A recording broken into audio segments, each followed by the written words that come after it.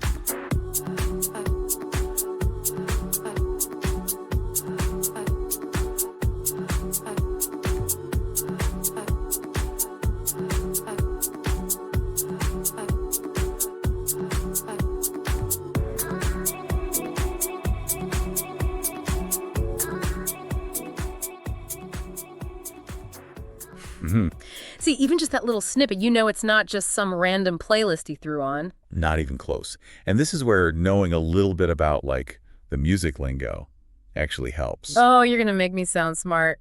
I'm here for it. Right.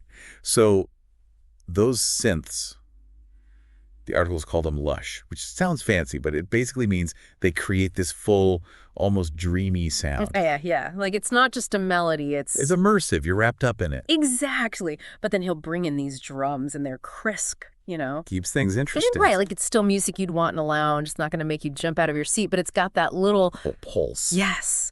And then, just when you think you've got Comfort Crusade figured out, Rhodes piano out of nowhere.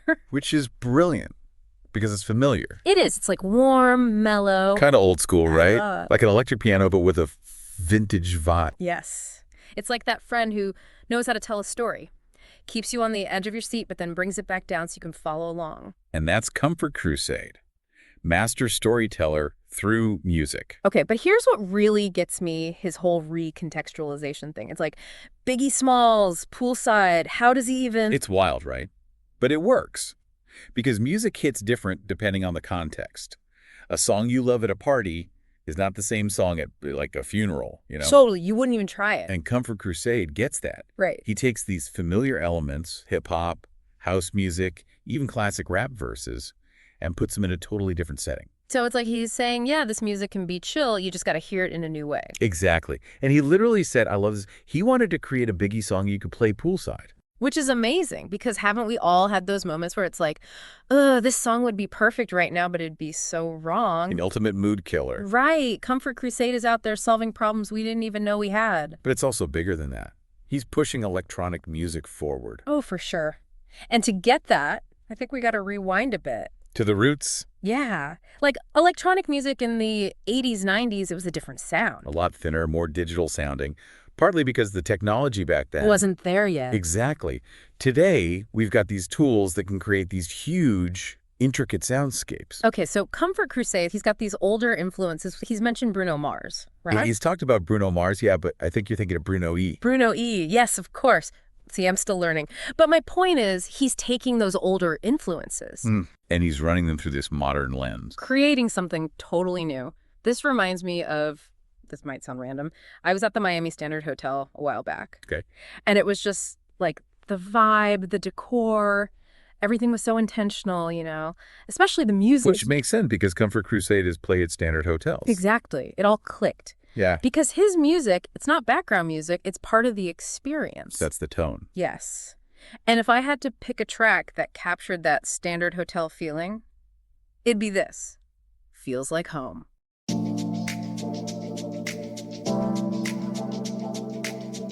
I hope you're doing really good. Call me sometime, okay?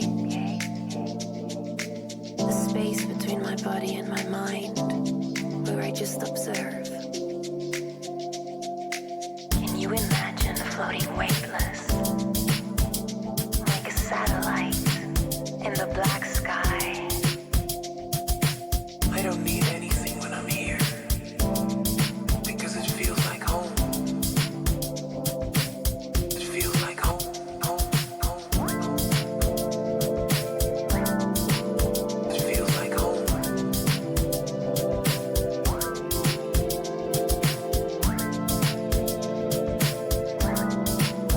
It feels like home.